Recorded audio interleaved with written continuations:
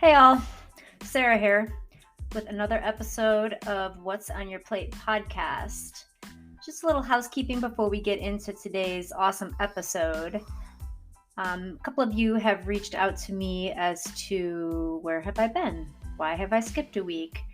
So my loyalists know that since the start of this podcast, I have typically been posting new episodes every Thursday, which I love to do. However, moving forward, at least for the foreseeable future, I will be seeing you every other Thursday in an effort to keep this space sustainable and to allow space and love and light to other areas of my life as well. So I appreciate you. I love your support. Please do keep coming back and listening, as these conversations are not going away. They are just being spread out a little more for the time being.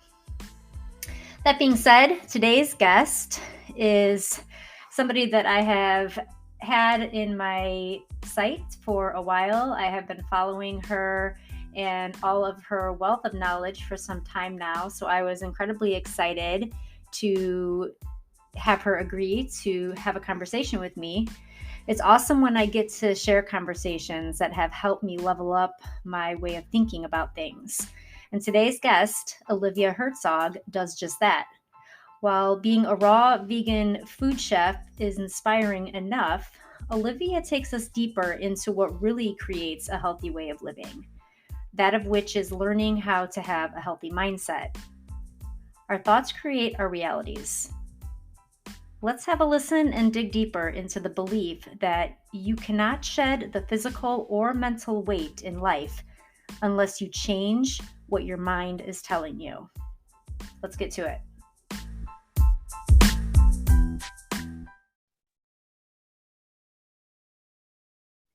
Welcome back to another episode of What's on Your Plate. I am incredibly excited for today's conversation with my guest, Olivia Hertzog. Olivia is a health and mindset mentor, raw vegan food chef, health community, and retreat host, reminding people that health is who they are. Welcome, Olivia. Thank you. It's really good to be here. It's great to have you. And I love that last part of your bio in the way that you're reminding people that health is who they are, not what they are or what they want to be. It's all within them. And I know we're going to dive a bit deeper into that in a moment. But I want to just give you the opportunity to share with us just about yourself. Tell our listeners who may not be familiar with you what you're all about. Yeah, totally. So yeah, like you read in my bio, I am a health and mindset coach. Those things go hand in hand, if you ask me. I'm a raw food chef. I've been raw food chef to billionaires. I was a raw food chef living in my RV, traveling all around the country, just parking in people's driveways and teaching them how to make raw food. It's been a crazy journey. And now I do more out of my home. I host retreats. I host private one-on-one retreats, and I'm host a private community where I interact with people, share my recipes, do live calls, do all kinds of different things. But yeah, that final little sentence in my bio is huge to me. It's hugely part of my message of having people understand that health is who they are, not something to attain, not something that's outside of themselves that they have to learn to accomplish. And it's not even what they do. That's the big thing, right? Most people associate their health with what they do. So if I go to the gym and I eat a salad, I think of myself as a healthy person. And if I skip the gym and I eat a slice of pizza, I think of myself as an unhealthy person. And I'm saying that it's so much deeper than that. It's so much truer than that. Like love, right? Like love is who we are. And we might take actions that our minds would interpret as being more or less loving, but ultimately there's nothing that we could do to not be love because it's who we are. And it's the same thing with health. So yeah, that's who I am. And it's briefly what I do. That's an amazing explanation. I'm curious to know, has this always been your mindset? Or if not, how did you arrive to it? Yeah, it's a really good question. So no, definitely not always my mindset, which is big reason why I'm so passionate about it now. For many years, I suffered with a very serious eating disorder, and I tried so hard to not have an eating disorder. I tried so hard to improve my health. And after about 10 years of struggling really hard with it, it dawned on me. It didn't dawn on me. It was through therapy and reading and coaching and all kinds of things. I realized that as long as I was identifying as a person with an eating disorder, I was identifying as a person who had health problems, mental health problems, physical health problems, that I was never going to not have those health problems so long as it was integral to who I was and how I thought about myself. And so my journey now for years has been breaking free of that. And then now ultimately showing other people a way out, right? It's this is like, I see this all the time. People who maybe were carrying around a little bit of extra weight when they were a kid, and maybe their mom had something to say about that, or maybe they were picked on when they were in school. And over time, they started to think of themselves as the fat friend or the fat person, or they just thought of themselves as having too much fat. And so all of the dieting and exercising, all of the things that they do can never ultimately help them release that fat once and for all, because it's integral to who they think they are, right? I associate, I identify as this. Mm-hmm. And so, yeah, my own personal journey of coming from a place of identifying as a sick person to realizing that until I shifted out of seeing myself as that, I was never going to experience something other than that. That's a really important point to point out, because most people think once I have proof of something different, then I'll know that I'm something different. But that's the opposite of how it actually works. The way it actually works is that we decide that we're someone different, and that we get to experience something different. And then it'll show up in our external reality. So it's always from the inner to the outer. It's not, I'm going to wait till I have proof of being healthy and then I'll be healthy. It's no, I decide that I'm healthy. I decide that I'm fit and strong. And then over time, that starts to show up in your body and the actions that you take and all of the external pieces. Yeah, that makes a lot of sense to me. And it's interesting also that you're talking about, if I'm hearing you correctly, say the way that we define ourselves is also often based on maybe what just somebody else is telling us, like a diagnosis, letting somebody else define what we are or who we are or how we're supposed to feel about ourselves based on an opinion that is not our own. It's true. Yeah, it does happen a lot. It's funny because right before this, I wrote a post on Instagram saying that I believe that prognoses are borderline unethical. It's the same idea, is allowing a doctor, and in our society and even beyond our society, we have these doctors on these pedestals, right? So a doctor tells you this and you take it as the gospel truth. And I'm not here to criticize or condemn doctors. There's really great people who are doctors, but they're people. They're people like all of us, and they don't hold the ultimate truth to everything. And to tell a person that this is your diagnosis and then this is your prognosis is to oftentimes, unfortunately, like essentially give a person a death sentence, right? You tell them that this is what they have and this is how long they have, and people believe it. And from that belief, they go on to create that reality, because we see the opposite happening all the time too, right? Where someone is given a prognosis or a diagnosis that says that they only have 6 months to live, and then they go on to live 30 more years, right? But the difference is not that the doctor was right in one of those circumstances and wrong in the other one, but that the person who goes on to live many more years didn't believe it. They didn't accept that as the truth. They didn't take that on as, oh, this is who I am. This is my reality. This is my fate. They decided that they were going to overcome it, and they were going to choose their reality that was beyond, what anyone else was going to tell them. Right. And, you are a highly gifted, highly talented, raw vegan food chef. And I want to get to that in a minute, because that's a big part of this equation, but also a big part of the wellness equation is so much more than food. And it has to do with exactly what you're talking about, that of which is mindset and how we receive information. Tell me a little bit about why you think one person perceives and receives that information one way and the other person receives it entirely different. What is that rooted in? So many different things. I mean, trauma, the way that you were raised, the beliefs that you have about yourself, what you believe is possible with the world, right? It's your entire worldview affects how you take in information. And so if your worldview is that the world is beautiful and amazing and all things are possible and all things are possible for you, all things are possible with you. If you come from that standpoint, then receiving information that would be limiting would just be optional. You'd have the option to say, okay, well, I take that on as true, or I decide to discard that as not true.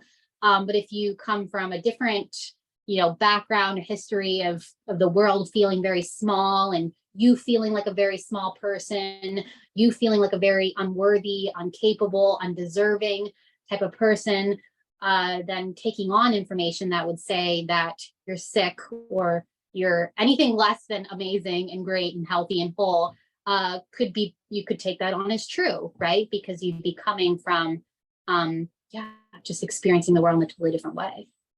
Yeah. And based on what I've learned about you, you have somewhat of a history of believing things that were not true about yourself, a not enoughness type of mentality throughout your younger years. And overcoming that is something I'd like to hear you talk about too, to get past that, to get to where you are today with your mindset. Yeah. Yeah, I think we all do. I think that's a universal thing. To one degree or another, we all have the belief that we're not enough. That is not, no one is exempt from that belief. But yeah, I definitely struggled with that for many years. And the process is just one little step at a time. For me, I often say one of the biggest pivotal moments for myself was when I applied to work at a job. It was just a cafe, a little coffee shop in town that was the cool place to work. Anyone was the cool person working there. And I had this little spark of inspiration that told me to apply for this job. And the big part of me was like, you'll never get that job. You're not a barista. You're not cool enough to work there. Right? All these stories of not being good enough came up. But somehow, somewhere, I found the courage to apply for that job. And I got the job. And I was eventually promoted to manager. And it was through that choice that my life really began to shift. And I started taking more and more steps towards proving that, no, I actually am enough. No, I actually am good enough. I applied to graduate school and I got accepted to graduate school. And then I found out about raw food and then I abandoned all of that. And, I can explain more of that story later on. But yeah, it's just what I always tell people is to follow whatever little tiny spark of intuition is in them, whatever little thing you want to do, whether it's applying for a job or maybe talking to that person that you think is really interesting or moving to that city or even something smaller, whatever it is, follow that little spark and do that little thing and trust that through that process, you're getting to know yourself better and you're re-correcting that story of not being enough. And it just continues to compound until you're doing bigger and bigger things and believing greater and greater things about yourself. I love the passion that emits from you when you speak about that. It just radiates and it just says so much about, the work that you've done on your own journey to get to where you are right now. I know this is probably a really loaded question, but please tell me about how food has become such a big part of it for you.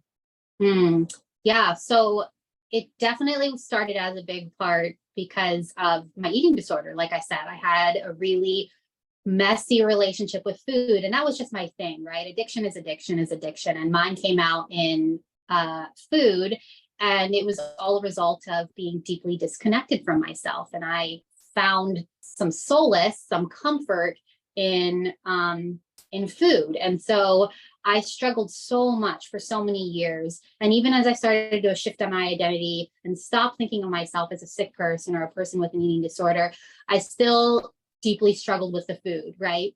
And I think I have a bone to pick with this idea that, different therapists or different dietitians have that, all food is good food, right? And I'm going to teach you to, be able to eat everything in moderation.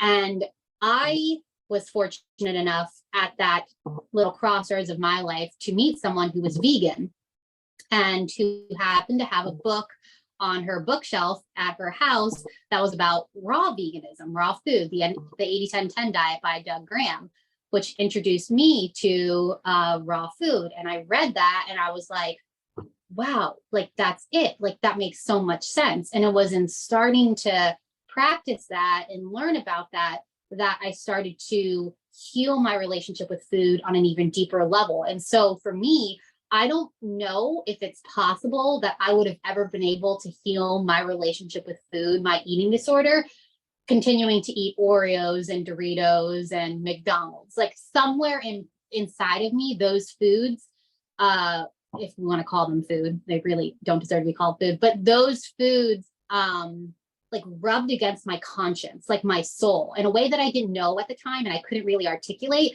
but I was never okay with consuming those things, but I didn't know another way, right? Like those are just typical foods. That's what everybody eats. And I just had a problem. I couldn't find a way to have a healthy relationship with those things. But once I started eating more raw foods, in addition to doing the identity work and the mindset work and getting to know myself, I found greater and greater self-awareness, greater and greater healing and health. And so I'm so deeply passionate about plant-based foods and specifically raw foods because I believe that they saved my life, that if it wouldn't be for them, I might not be here because I was just in really poor health and not able to find a way to have a healthy relationship with food while eating essentially non-foods. Yeah, that makes a lot of sense. And it's interesting to me, the way that you knew intuitively that that wasn't what you wanted to choose for your body. That wasn't the way you wanted to fuel yourself, but you just, even though you weren't quite sure what it meant, you just still kept leaning into it and not ignoring it. Like, I think that's a lot of people get hung up in continuing on the path that they have always been told is the right way, or that is just, what they're influenced to do, even though they know and it's not right and it doesn't feel good to them. It sounds a lot similar to my own plant-based journey, in that I often just describe it as it was my natural evolution.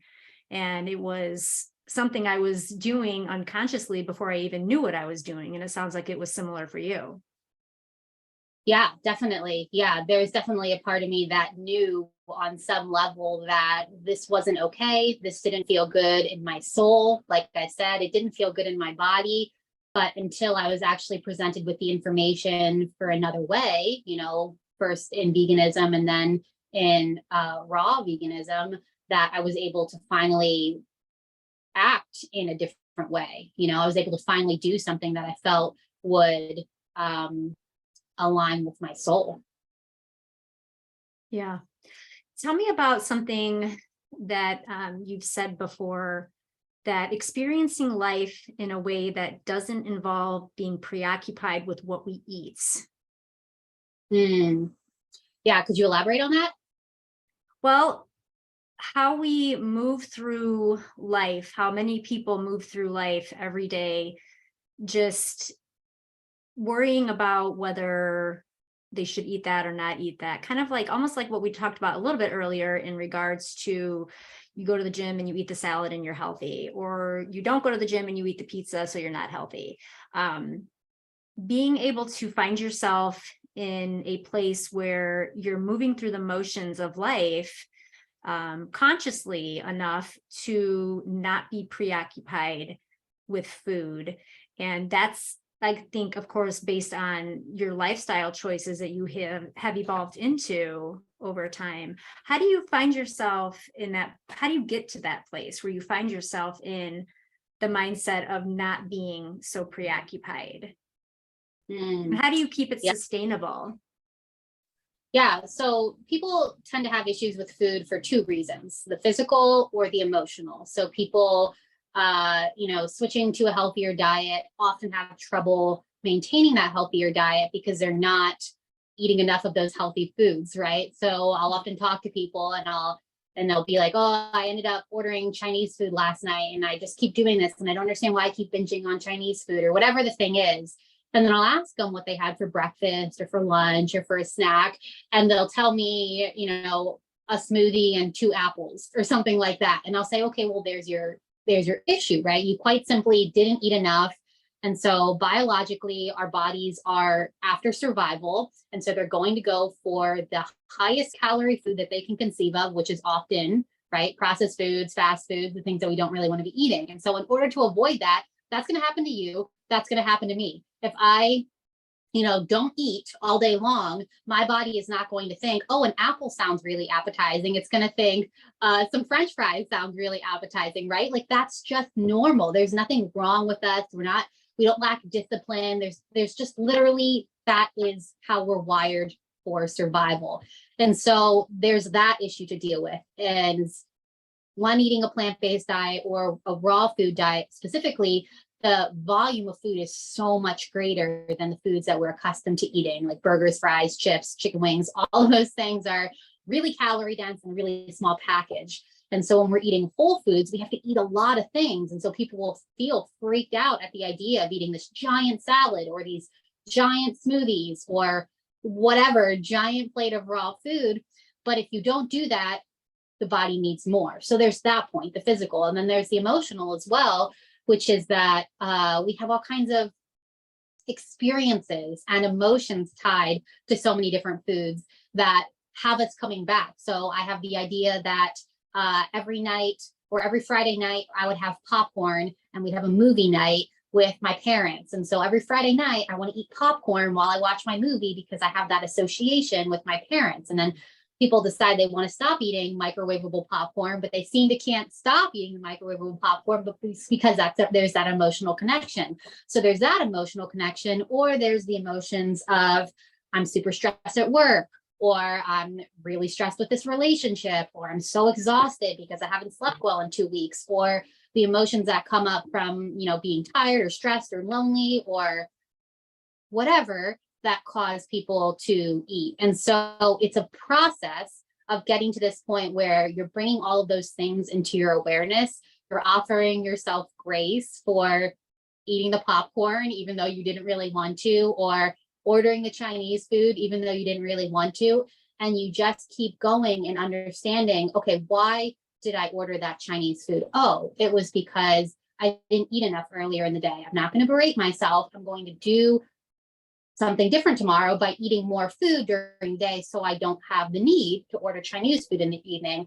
And it's just going after that and doing that over and over again for years and years and years and years until you get to the point where you've learned your lessons and you've figured out how to do it, how to eat enough food, how to cope with your emotions and give yourself what you need in other ways rather than through a bag of popcorn or whatever your thing is.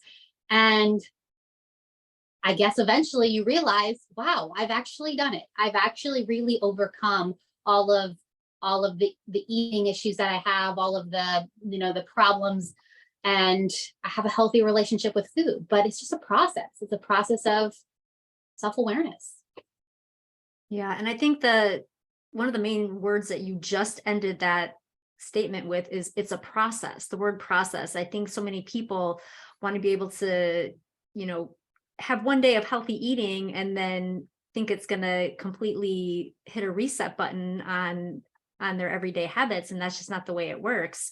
So they do have to embrace everything that goes into creating new habits and a new lifestyle in order to change that mindset. I feel like to not just keep falling into those, especially the emotional habits of it, because people do associate food with different things that provided them comfort or memories that were created or experience that were had. And it's, I think, challenging at times to get away from that type of trying to reenact something by eating traditional type food. So understanding that you are in a process, again, on a journey. Yeah, it really is a process. It really is. People get so frustrated because it's not easy and it's not a quick fix. I often share a story of a friend that I have who eats raw foods. And during the beginning of his journey, he lost a whole bunch of weight. And over the last 3 years, he's been on a process of gaining weight. And so so over the last 3 years, he's gained about 30, 40 pounds. And then a couple months ago, he told me that within the next 3 or 4 years, he intends on reaching his goal weight of another 30 or 40 pounds. And that struck me as so crazy, because what he did 3 years ago was set a 6 to 7 year plan for reaching his ideal weight. I mean, most people want to lose weight, right? Most people don't want to gain weight, but you could imagine it in the same exact way. Can you fathom a person coming to you, or just in general saying, I have a 7 year plan to lose 70 pounds? No, nobody says things like that. Nobody even begins to think in terms like that, because everybody wants these quick fixes, whether it's losing weight, whether it's reversing health problems. And we need to change the narrative around that. It's like my friend, he sat down 3 years ago and decided he was going to gain 70 pounds, and he was going to do it over the course of 6 to 7 years, because that was appropriate and that was sustainable. And that was going to allow him to adjust his body and his mindset and his identity slowly enough that by the time he reached his goal, it was done. It's going to be a done deal. And he's not going to be fluctuating. He's not going to be on and off the diet bandwagon for the rest of his life, like we see most people doing it.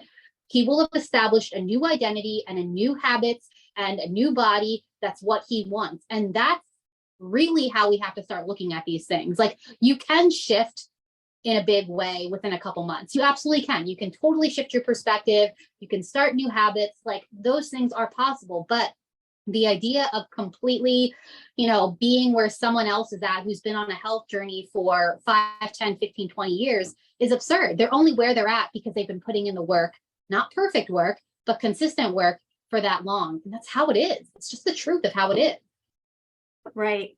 Yeah, absolutely. And, the people that are also having those unrealistic, immediate expectations are generally, I feel like, people that aren't looking at health as a lifestyle practice either. They have some end goal in mind, like something they want to look good for a wedding, or they're going on vacation and they want to wear a bathing suit or something. So I just feel like it's a different mindset. We'll use that word again in where you are at with your health.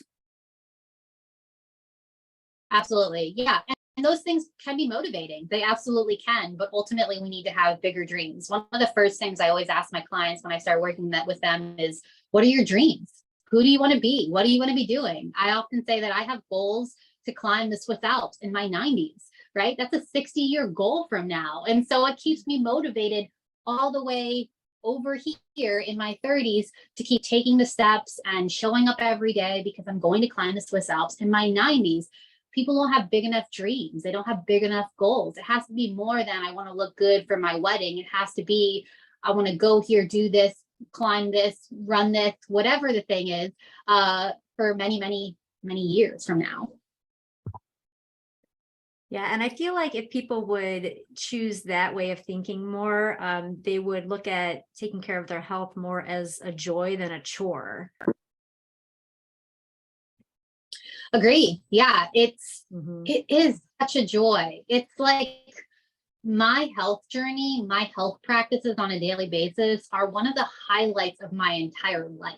I love it so much. I love preparing myself healthy food. And people might say, oh, that's because you're a chef. But it's no, I've learned to love to prepare healthy food. Preparing healthy food, or just preparing food in general, it's one of the most human things I can possibly think of. What's more human than making food and eating food? It's a thing that we do multiple times a day. All of our cultures are totally ingrained in it.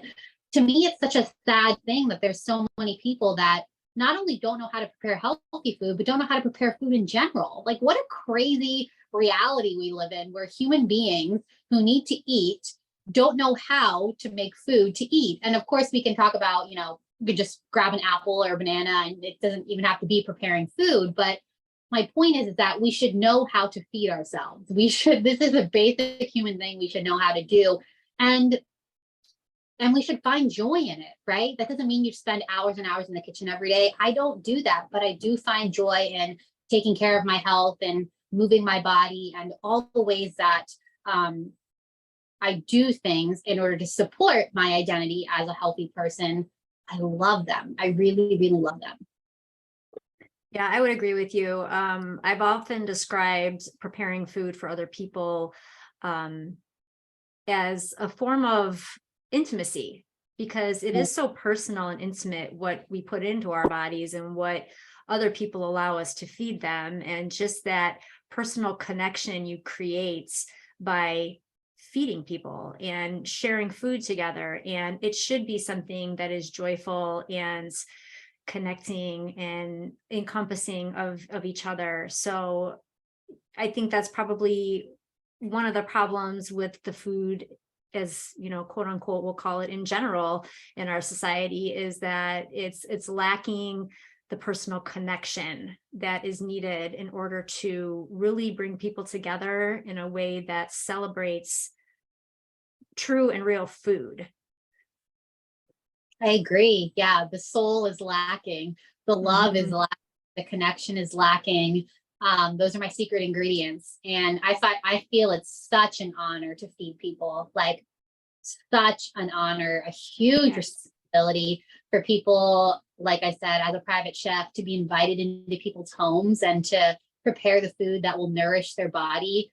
I mean, I'm just so deeply moved by it. And I consider it just such a joy and such an opportunity. And yeah, it's a beautiful Yeah, thing. so much gratitude and just love for the people that allow us to do that for them, for sure. One of the things that I love that you've said recently too about just taking care of our bodies and nourishing ourselves is that being healthy means more yeses to all of the most important people, places, and things in our lives. Mm. Because when we're not, gosh, how limiting our existence is and how tragic that is for us to miss out. Yeah. I mean, it's so hard to communicate this to people who haven't experienced it. I feel like, it's so hard to show someone something that they don't know. But my life, when I was struggling with my health and I had my eating disorder, was so small. It just felt so small. My perspective was so small. The places that I moved in the world was such a small little space on the globe.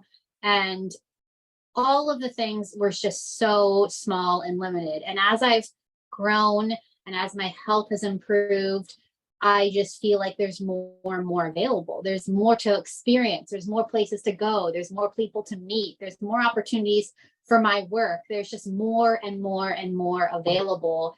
And yeah, I don't think that people always are entirely honest with themselves about what they're really sacrificing when they eat a bag of chips.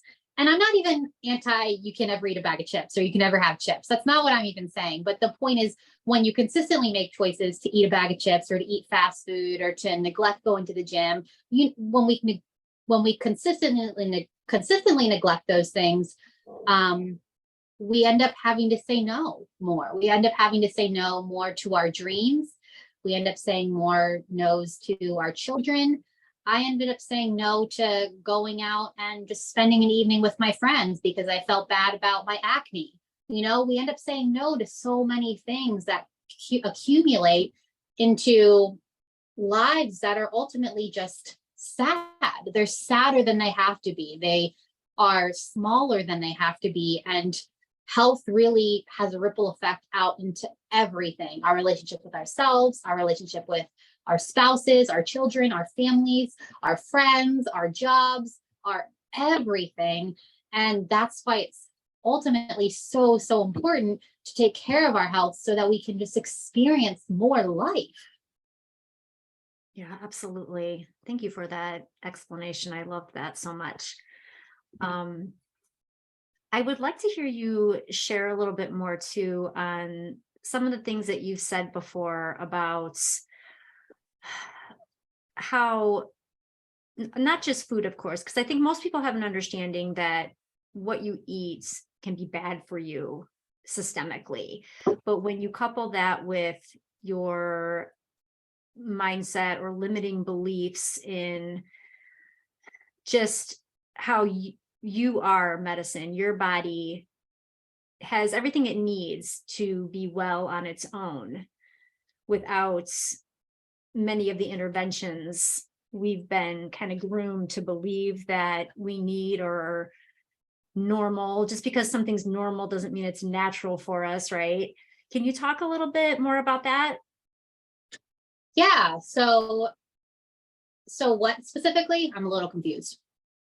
So the question, I guess, is how is our inner beliefs on our own wellness coupled with the food that we put in our bodies, how does that manifest internally, and how does that translate into things like disease and conditions and syndromes?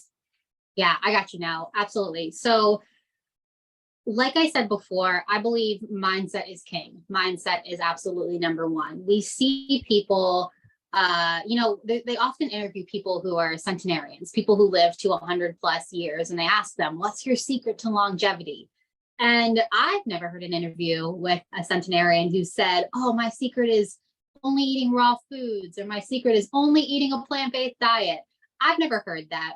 But what they do say, what they all say is that they eat in moderation, they have a sense of purpose, and they are enjoying their lives. They're relaxed. They're in a state of just being relaxed. They're not stressed out. And what I often see with people, even people who are eating really healthy diets, is that they're so stressed. They're so overcome with this feeling of not doing it good enough. It's not perfect enough. They're not, and there's just so much like ego attached to all of it. And so for me, the most important thing is to have a relaxed, at peace relationship with yourself. Ultimately, health is connection to self, and disease is disconnection from self. And so, in being deeply connected to yourself, you will be a healthy person. That's just what it is. And knowing who you deeply are, and processing your emotions, and honoring the things that you genuinely like to do, and eating the things that you genuinely like to eat. And it's from that place of deep self-awareness that we are healthy people. I often like to share the example of, I imagine God. People have different ideas of God, but imagine God and all God's godness would come down to earth and was presented with two buffets. One buffet was full of fruits and vegetables and the rainbow of all these colors and beautiful plant-based dishes, and another buffet of Doritos and donuts and processed foods and all these typical things. And to me, it seems so obvious that God and all God's self-awareness would go to eat the buffet full of healthy, vibrant, plant-based foods, right? Not because God would think of themselves as bad for eating the Doritos or the processed foods, not because it'd be even wrong to eat those things, but because God knows who God is and what God deserves, and God deserves the best of the best of the best, right? And so I think of that in terms of you and me and everybody else. When you are deeply aware of who you are, you want to give yourself the best of the best of the best. And so as I grow in deeper connection to myself, deeper self-awareness, I less and less have the desire or the temptation to eat foods that don't make me feel good and disconnect me from myself and feel like poison in the body. It's a big difference from seeing it as I'm a bad person for eating those things, or I've done a wrong thing, or I messed up, or I fell off the bandwagon, all the typical ways that people describe it or talk about it. It's more just like, you're not bad or wrong, or you're not completely undoing all of your healing journey because you have a donut, but let's just come back to self-awareness. Do you really want to be a person who eats donuts consistently? If not, why did you make that choice? And so coming back to self-awareness, knowing that it's always back to who we are, who we believe that we are, because who we are and who we believe we are can often be two different things. And from that place, making choices that are of our highest good. I love that. And I love how authentically you just spoke on that. You could totally tell it was truly from your heart, and you've really just, you believe that. And I can see it just in the way that you explain everything you just did. And I love it. And choosing, one table versus the other table, I would like to think that you would choose the rainbow of plant-based foods, because it's, I would think, the mindset of, I deserve the wellness. I deserve to feel good and to nurture my body and my spirit and my mind. And it would just be a given to skip out on the things that don't do that, is what I would love to see just us as a society and world gravitate towards.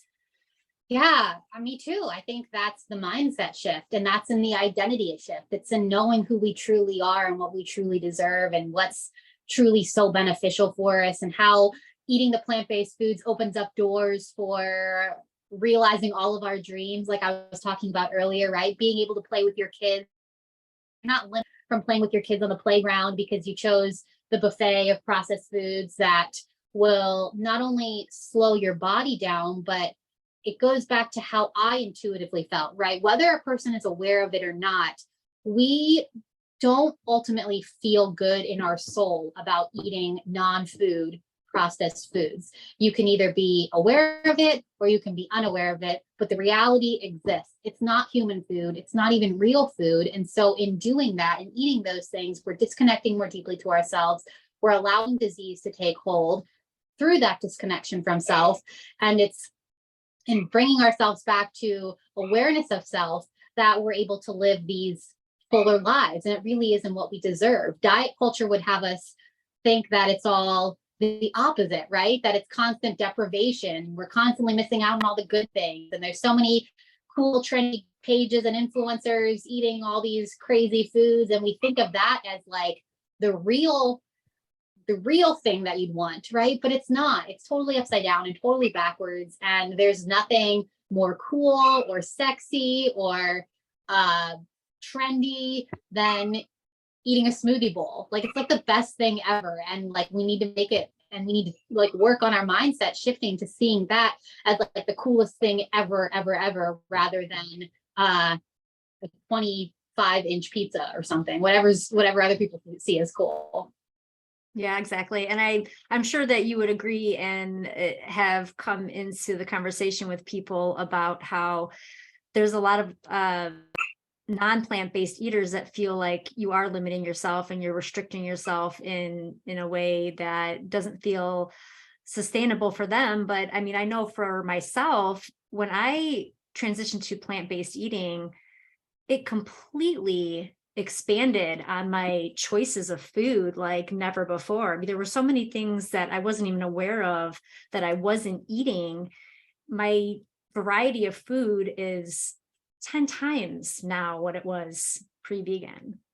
Yeah, I mean, same. There's so many things that I eat now that I never ate before, and so many dishes. It's a mindset, right? It's all in how you perceive it. You can choose to see that you're depriving yourself and you're restricting yourself and you're missing out on all these things, or you could choose to see all of the plethora of new dishes and plants available for you. And to people who are skeptical, I would just say you can't know unless you try it. Just be open to it. Just be open to trying some new things. And maybe you'll actually find out that there is a lot more variety and a lot more interest in eating a plant-based diet than you assumed. Yeah, absolutely.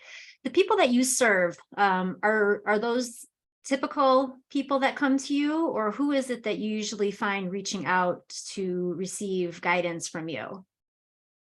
I mean, all kinds of different people. I definitely get a lot of people from what I like to call the health conscious world, the people who are already in it. And that's why I've increasingly pivoted towards more mindset and identity work, because I've noticed that a lot of people are eating really great diets and still experiencing pretty serious health problems, and realizing that it wasn't the food. It wasn't the food for them, right? It was in not being able to deal with the identity conflict or the emotional conflict or these other aspects of them that were really keeping them stuck. And so I would say that the majority of people that come to me are people who are already health coaches or health conscious, and feeling like maybe they've improved their health to a certain degree, but they want to go to that next level. and I'm available for that. There's always more and more available. My health will continue to improve. My life will continue to expand. And to me, it's again another mindset paradigm shift from the idea that as we get older and we age, things decline to, I believe, things keep getting better and better, right? Because if we become more aware of self, if we're more connected to self, and we're taking care of our bodies for, decades upon decades upon decades, then everything's going to keep getting better and better, right? It's all going to keep getting better and better. So yeah, that's generally who I'm here for, is the people who are already aware to a certain degree of how to eat a healthy diet and feeling like that isn't enough, and wanting to start tackling some of the other pieces that could bring them a fuller experience of health. Well, that definitely resonates with me because I mentioned to you earlier that I recently joined your community, and being somebody that's been on my own plant-based journey for 13 plus years now, I feel like, I have a pretty good handle on things for the most part, but there's always just knowledge to be had and ways to expand your understanding of things. And more recently, I have really been exploring more raw food than ever before. And again, I think that's just also part of my natural evolution that I spoke on earlier. So I can definitely say that the community is just full of so much information, and it's so much more than what I imagined it to be when I initially signed up. Being in that space and exploring it has really been fun, and there's just so much information and so much resource there. I can tell that you've really put your heart into it. Yeah.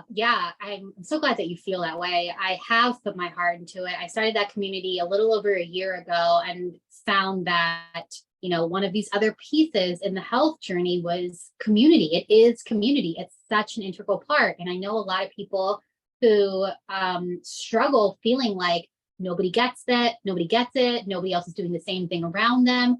Or maybe they have been doing it on their own for a while and they have gotten to a certain point, but they'd like to go deeper and they'd like to just be around other people who get it. And I like to think of my community as a space for growth oriented people, not even just raw food, not even just plant-based food, but really growth oriented people. The books that we read for book club have had nothing to do with diet. They've had everything to do with expanding our sense of self. And I feel so strongly about the importance of community and being around other like-minded people who inspire you and encourage you and motivate you. And yeah, I'm really glad that you feel that way and that you're a part of it now. Yeah, and I think I speak for sure for myself when I say this, and maybe it's true for you too, that there are not people in my immediate circle that are raw and not plant-based at all, not even vegetarian. So it's really easy to feel like you're going at something alone, even somebody that's been in the lifestyle for a long time. And the truth is that we don't have to, nor should we go it alone. And the fact that there are these places like your community to connect with other like-minded people and people on similar paths and journeys is really invaluable. And I'm just so glad that you're being of service in that way. What about the retreats that you offer? I'm really interested to hear about that. Yeah, I love the retreats. The retreats are so important to me. So just to reverse back for one quick second to the community thing, when I initially, or soon after I had switched my diet over to a raw food diet, I was in grad school. I graduated. I was supposed to go on for my PhD. I was going to be a college professor, decided to abandon that and move to Hawaii to live in a raw vegan community. And then I lived in another raw vegan community in Ecuador after that. But my point is that living in that raw vegan community in Hawaii for 6 months laid a foundation for me that was so huge and that is still impacting me to this day. And I recognize that not everyone is interested or able with their lifestyle and their families and all their things to up and move across the world to live in a raw vegan community for some time. And that's okay. But that's part of the idea behind my community, is that community is a non-negotiable to me, right? Whether you're going to physically put yourself in a community of people who are like-minded, or you're going to connect online daily or semi-daily, weekly with people who get it. These things are just absolutely essential. And so where the retreats come in is, we're moving into a world that's more and more online, right? And we can be angry about that. And people have all kinds of ideas about that. I think that it's awesome that we have the internet and that we have ways to connect online.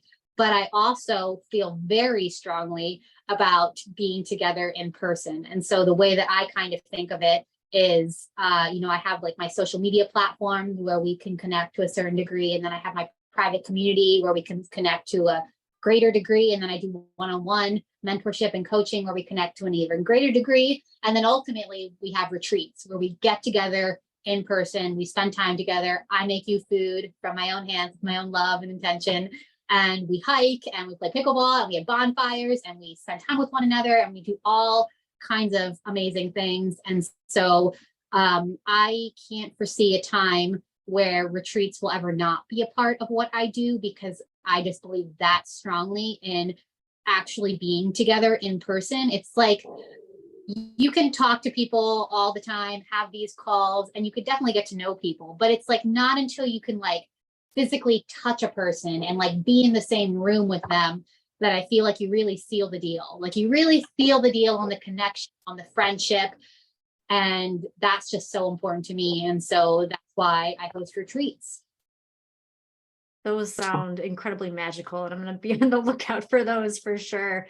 And hopefully make those part of my goals. Are they, how often do you have them? Yeah, so it's been different. I've done different retreats that I've hosted around the country. I've hosted a retreat in Austin, Texas, in Atlanta, Georgia, in Florida, different things. And this year, at this point, I'm hosting 2 retreats at my home on my property. I have a big backyard. And so I'm hosting one this May that is booked now, and one this September. And I'm looking into a couple international retreats for next year, probably one in Portugal, maybe another one in South America somewhere. So 2 retreats this year, and I'm thinking probably a few more next year, because yeah, they're just too important. It's just too important to get out of your bubble of your life. No matter how amazing of a bubble of life you have, it's good to put yourself in a new situation with new people and new experiences, especially I think if those people are like-minded and on a similar wavelength and want similar things, and to be in a cool, nourishing spot with beautiful nature. It's too important. Yeah. And no matter where you think you are in your journey and how far you've come, there's always room for growth and influence that you wouldn't receive otherwise. Totally. Yeah, absolutely. Yeah. Olivia, what do you want us to know before? I want to respect your time. So I know that we're kind of drawing to a close here with our conversation. I feel like I could go down so many rabbit holes with what we could talk about, but what would you like our listeners to just leave thinking about today? So, like I said earlier, health is connection to self, and disease is disconnection from self. And so what I want for everyone is to spend more time connecting deeply with self. And there's any number of ways for that to happen. Whatever it is for you, do it. I often use the example of Tetris, right? Say you really, really love Tetris, but you can't think of anything you'd rather do first thing in the morning than play 10 minutes of Tetris. But all the rules of how to have a morning routine say you shouldn't pick up your phone, and you should meditate, you should journal, and you should do this and do that and this. But the thing that's really true for you is to play Tetris. I say play more Tetris. Do the thing that truly lights your soul on fire. And then someone might rebuttal, but how is playing 10 minutes of Tetris going to help me lose 30 pounds or reverse my chronic symptoms? The answer is it will. It just will, because it's in honoring ourselves and becoming more deeply connected to ourselves that our health improves. That's just how it works. And it's not always learning how to prepare more nutritious foods, so that's a great idea, or going to the gym more. It's really in getting to know ourselves more deeply and honoring what we find. And so my greatest wish for everyone is that they will spend more time getting to know who they are and doing the things that they really, really, truly love to do, whatever that is, no matter how absurd it may seem or how much it might seem that that's not going to influence your health. It all is connected. Everything is one. And so do more of the things that are truly, truly you. Thank you so much for saying that. That is like a permission slip to just live our own authentic lives. And I think we just forget that we all have that in our pocket. Yeah, so important. Tell us where we can find you and how we can stay connected. Cool. Yeah. So I'm mostly on Instagram. It's my favorite social media platform. It's my name, Olivia Hertzog. You could also find me. Well, just go to Instagram. If you go to Instagram at Olivia Hertzog, the link in my bio has everything else. The link to my website, which is just oliviahertzog.com, the link to my private community, the link to my coaching, the link to my retreats. All of those things are available in the link in my bio on Instagram. All that will be in the show notes, of course, too. So easy ways to click and connect will be available. Olivia, thank you so much for your time today. I've loved every minute of this conversation. Thank you for sharing yourself. Yeah, absolutely. Thank you for having me. I appreciated this. Have an awesome day. Yeah, you too.